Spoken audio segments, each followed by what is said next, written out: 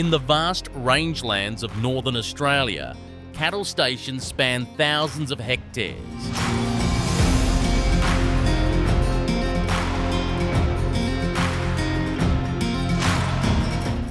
For generations, northern families have depended on live export, not only as a market, but as a lifeline.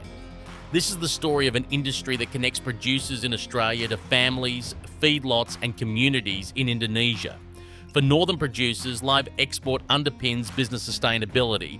It provides scale, cash flow, and stability in markets where other selling options are limited, with live export providing the crucial gateway between Australia and Southeast Asia. Our main market is obviously into Southeast Asia through live export. That's why we've got a live export facility, and they're high-grade Brahman cattle that they mainly target, so we sort of try to service that. We're around the 40,000 a year that we're actually sort of turning off in general, so then probably 90% of them go into the live export, supplying cattle into the feedlots in Indonesia. The Brahman, it's suited to our country, and that's exactly what they want.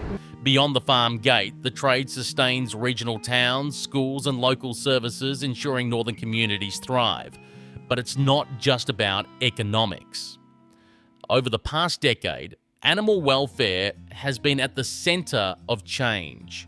From improved yard design and transport practices to strict export protocols, producers and exporters are constantly working to raise standards across the supply chain. So we're at the Brahman Export Yards, which is a registered establishment for livestock export. The cattle come here for at least 2 clear days before they go on the boats to do biosecurity inspections, animal inspections, and get them accustomed to feed and the conditions that'll be on the boat. So the yards are laid out to mimic what they'd be on a live export boat. Not just crucial for the exporter and the traceability, but as well, what we're doing here sets them up for their short-fed program in Indonesia.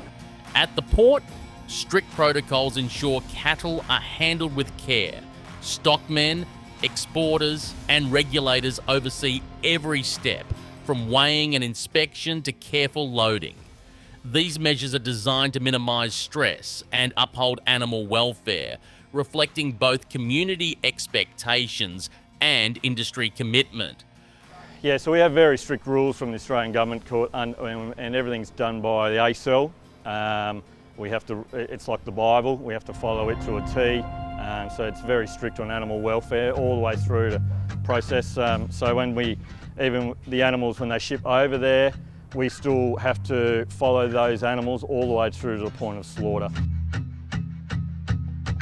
From here, the journey continues north. It's hot, it's humid, it's on the equator. Yeah, look, I think Brahmans have brought a lot of adaptability to the tropical environment. After days at sea, Australian cattle are unloaded in Indonesia. Their arrival represents not just livestock, but opportunity for feedlots, abattoirs, and communities that rely on them for food and livelihoods.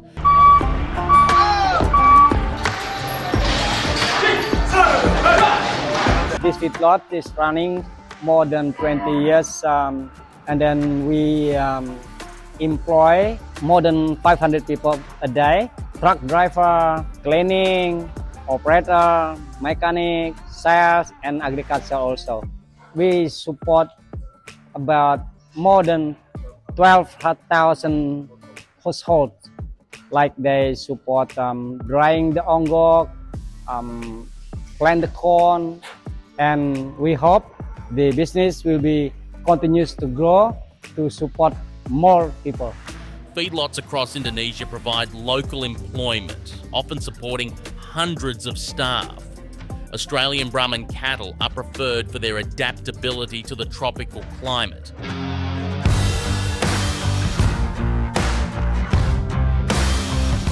And I think in the Northern Territory, to be breeding anything besides high-grade Bos Indicus animals, if you've got a high-level boat-orientated marketing, is madness, because our customers, that's what they want.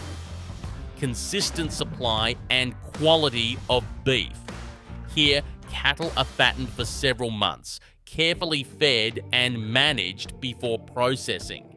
For operators, live cattle from Australia are essential in meeting growing demand for fresh, locally processed beef. So it's very much customer driven. So the importers in Indonesia have requirements for breed, for price, for weight, and everything like that. So the exporters will go out and buy based on what the client's requirements are. Look, for Indonesia, they're ideal.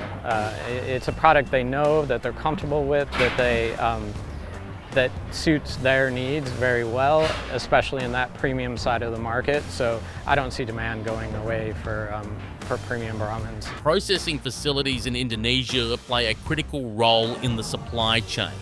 They provide jobs, support food security, and ensure beef is processed to local standards, with strict practices in place to meet consumer expectations. By processing cattle locally, communities retain the value of employment and fresh beef supply, benefits that would be lost if only frozen beef were imported. Importers manage the complex logistics of bringing Australian cattle into Indonesia. For them, reliability of supply and trust in Australia's systems are central. We care about our cattle that much that we want to know where they're going, who's buying them, what feedlot they're going to, where they're going to get killed, because that means something to us, because we don't breed them here to just once they're trucked out we stop caring about them. And that's what we tried to focus our business on here, is just the ease on the animals, the ease on the cow and calves, the ease on the steers. And the girls that work for us now, they stay year after year, because once they get that bit of passion and that bit of care and that bit of genuine bit of empathy for an animal. While challenges exist from government regulations to shipping logistics, the trade has proven resilient. For Indonesia, the partnership ensures a stable supply of affordable protein. For Australia, it represents one of the most important regional trade relationships.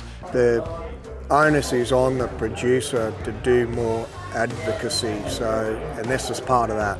We want to spread the word amongst the wider community. Just how important the live export industry is. It's huge for everyone up here. That's huge for everyone in Australia, really, because if it stops, I remember Lisa's dad, he remembers selling cows at the Catherine Meatwork for $12, and makes you sit back and appreciate it also. It's an amazing industry and how it's been built up and improved. And we truck a lot of cattle to Victoria or to New South Wales or whatever, and I think 4 days on a boat laying down eating pellets and going into one of the best feedlots in the world sounds pretty good to me. For producers, exporters and communities on both sides of the ocean, it is a story of livelihoods, relationships and the shared value of Australian Brahman cattle.